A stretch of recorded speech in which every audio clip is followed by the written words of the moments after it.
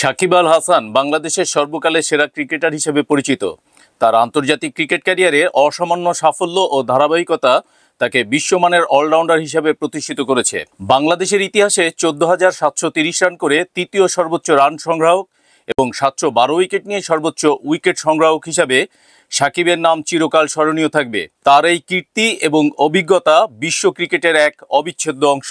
সাকিব আল হাসানের অলরাউন্ড দক্ষতা তাকে আইপিএলে ব্যাপক সফলতা এনে দিয়েছে। 2011 থেকে 2021 সাল পর্যন্ত তিনি কলকাতা নাইট রাইডার্স এবং সানরাইজার্স হায়দ্রাবাদে হয়ে আইপিএলে খেলেছেন। বিশেষ করে কলকাতা নাইট রাইডার্সের 2012 এবং 2014 সালের দুই শিরোপা জয়ে সাকিবের অবদান ছিল অপরিসীম। তিনি শুধুমাত্র বল হাতেই নয়, ব্যাট হাতে এবং ফিল্ডিংয়ের ক্ষেত্রেও গুরুত্বপূর্ণ ভূমিকা পালন করেছেন। আইপিএলে তার ক্যারিয়ার ছিল উজ্জ্বল, কিন্তু 2021 সালে শেষবার আইপিএলে খেলার পর থেকে সাকিব আর কোনো সিজনে অংশ নেননি।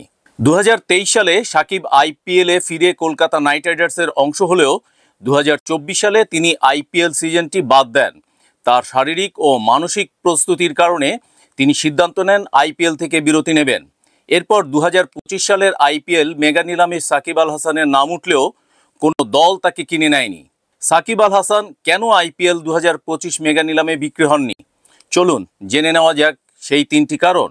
প্রথমত, সাকিব আল হাসান এই বছর টেস্ট এবং টি-20 আন্তর্জাতিক ক্রিকেট থেকে অবসর নিয়েছেন। এর ফলে তার ভবিষ্যৎ ক্রিকেট খেলার সম্ভাবনা কিছুটা অনিশ্চিত হয়ে পড়েছে। আগামী মার্চে তার বয়স 38 বছর হতে যাচ্ছে এবং আইপিএল ফ্রাঞ্চাইজিগুলো সাধারণত এমন খেলোয়াড়দের খোঁজে থাকে যারা কমপক্ষে 3টি মৌসুম খেলার মতো সক্ষম। সাকিবের বয়স এবং ইনজুরির ইতিহাসের কারণে ফ্রাঞ্চাইজিগুলির মধ্যে তার প্রতি আগ্রহ কমে গেছে, কারণ তারা মনে করে যে তার শারীরিক অবস্থা দীর্ঘমেয়াদী সেবা দেওয়ার জন্য উপযুক্ত নয়। দ্বিতীয়ত, 2024 সালে সাকিব আল হাসানের টি-20 আন্তর্জাতিক ব্যাটিং গড় ছিল মাত্র 16 এবং তিনি 12টি ম্যাচে 9টি উইকেট নিয়েছিলেন। এই দুর্বল ফর্ম তাকে আইপিএল মেগা নিলামে কম দামে মূল্যায়িত করেছে। ফ্রাঞ্চাইজিগুলো এমন খেলোয়াড়দের খোঁজে থাকে যারা তাদের ফর্মে থাকে এবং দ্রুত রান করতে কিংবা উইকেট নিতে সক্ষম। সাকিবের এই দুর্বল ফর্ম তাকে নিলামে তেমন আকর্ষণীয় করে তোলেনি। তৃতীয়ত, আইপিএলে 2023 সালে ইম্প্যাক্ট প্লেয়ার রুল চালু হওয়ার পর থেকে অলরাউন্ডারদের গুরুত্ব কমে গেছে।